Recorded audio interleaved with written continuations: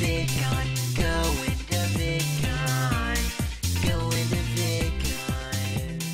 Hello WeAreGoingTV, it's Friday. So back in April I was in my hometown during a rather unseasonably warm day, somewhere between mosquito weather and cold enough that I'm glad I moved somewhere else known for its sunny days weather, just enjoying a walk around some of the residential areas with Brendan. Brendan and I grew up in the same town, but we didn't grow up together. We only met in high school, so we often swap stories about our childhoods and laugh about the people in common we knew and how weird it is that we never did know each other as kids. We were walking up by the house Brendan grew up in, which has since changed occupants a couple of times, and he shared memories of living up there, walking home from school, doing crazy, sometimes dangerous, and mostly unsupervised things with his friend and neighbor Paul, and playing in the forest at the end of the road, though never too far in as he didn't want to get lost or run into any bears. I guess he decided he could deal with all that now though, because we decided to find out where it went. As we walked through the mossy, thankfully bear-free little forest, I too remembered playing by the wooded creek in the backyard of the house I spent my childhood in, and I felt a pang of longing for this town, with real trees and grass and even moss. This place where tractors were only slightly uncommon on back roads, and where street signs with horses on them existed. A far cry from my town now, which for the most part is made like a desert without all the sand. And I knew that this was what I wanted, even if the expedition through the forest did end up in someone's backyard. It would seem I'm not alone in this way of thinking, as the trend with those who grew up in this town seems to be to enjoy childhood, become bored and trapped in the small town life as teenagers, move away straight out of high school to somewhere more glamorous, and then to return, usually sometime in their